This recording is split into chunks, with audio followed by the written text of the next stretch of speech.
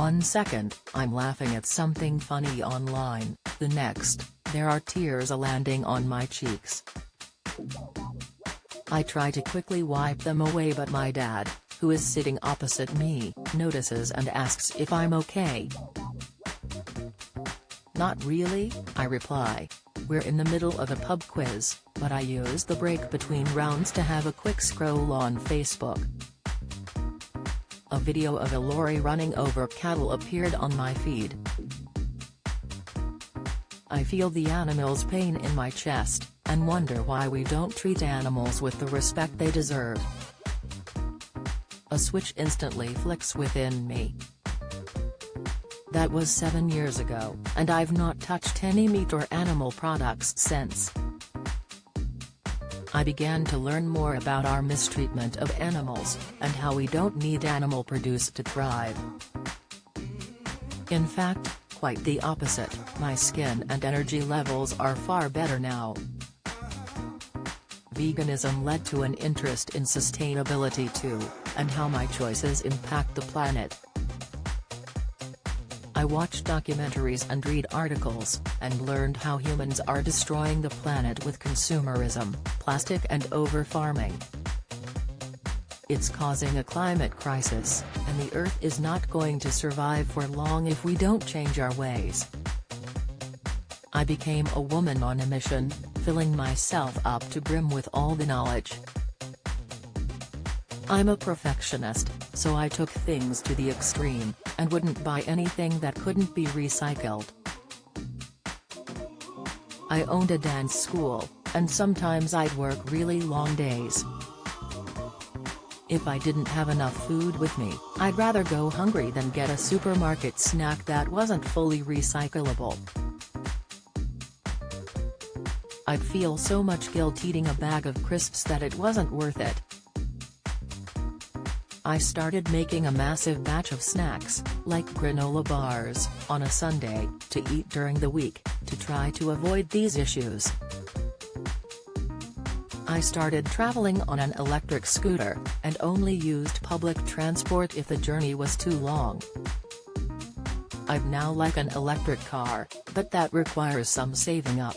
Feeling the pressure at first, I assumed that if people knew what I knew, then they would behave in the exact same way. I would lecture friends and family about their meat consumption and lack of sustainability, and even found myself getting into arguments. People began to avoid me. It got so intense, it began to affect my mental health. Just thinking about the planet made me teary. I was stressing myself out trying to be the perfect human, which is an impossible task. I realized I had to strike some kind of balance, and focus on what I can do to cause the least negative impact, rather than always thinking about what I'm not doing or can't control. Sadly, my dad got ill in 2020, and while he was dying, we had lots of deep conversations about my future. He could see how passionate I was about the planet and encouraged me to pursue it in my career. I loved teaching dance, but I didn't see myself doing that forever, so I used my savings to open Blackpool's first zero-waste eco-store, Undo. Customers bring their own containers, or buy ones that can be reused forever, and fill them up with food, drinks, toiletries and cleaning products. There's no unnecessary packaging. It gave me such a strong sense of purpose that I started to be easier on myself, and I have learned how to have more positive conversations with loved ones. The business has grown and we're now moving to a more central location, as well as focusing on the online shop so people can benefit nationwide.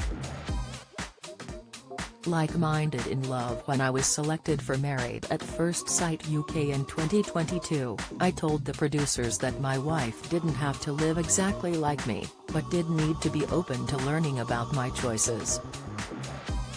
That isn't exactly what I got. I went on the show for love, but being able to get a bigger platform to promote causes close to my heart was a bonus. Zoe Clifton was waiting for me at the end of the aisle. She was very strong-minded. As I'm very different from her, she automatically felt judged and got super defensive. Luckily, we connected on other things and realized it was worth working on our relationship. We are at a point now where we can have more open discussions, but Zoe still refuses to learn about the extent of animal cruelty, as I think she knows that will convert her forever. Zoe did Veganuary this year, and since then, she eats vegan 50% of the time. The big problem for her is giving up cheese. Vegan food has come a long way, even since I began my journey, so I've got faith the cheese options will improve soon.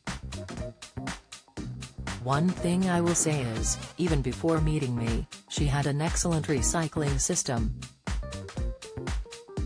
I was impressed with how seriously she took the bins. I found that so attractive. Zoe wants a family, but I'm very aware of how overpopulated the earth is, and don't really want to contribute to that. I also worry what kind of world we'd bring them into, but we're able to have open conversations about my worries, which I really value. I still sometimes feel powerless in the grand scheme of things, which is overwhelming.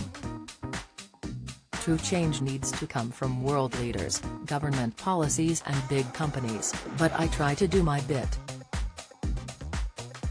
I share information with my 125,000 Instagram followers, and I've got involved with PETA campaigns. I do get a lot more visitors to my store since being on TV, but unfortunately, a lot of them are fans who want a selfie, not customers. But I know I'm doing my best, and that's all any of us can do. How to approach eco-conversations with others. Let people approach you, don't force your views on anyone. If someone is interested in veganism and sustainability, they'll come to me. That's always a far more productive conversation. Don't be judgmental. I have to remind myself that 7 years ago, I wasn't making the lifestyle choices I do today. I'm an unusual case in that I went from one extreme to the other, but most people make slow and steady changes. Be gentle. Scare tactics have a negative effect. Someone may compliment my skin, and I'll reply that when I stopped eating dairy I noticed I got fewer spots and a glowier complexion. I won't instantly tell them all the other reasons behind my choice. Praise the small changes. I've noticed the people around me making small changes, such as my mum, who now eats very little meat and will always have oat milk in the fridge. It's a ripple effect. I let them know how much I appreciate it, which encourages them to do more,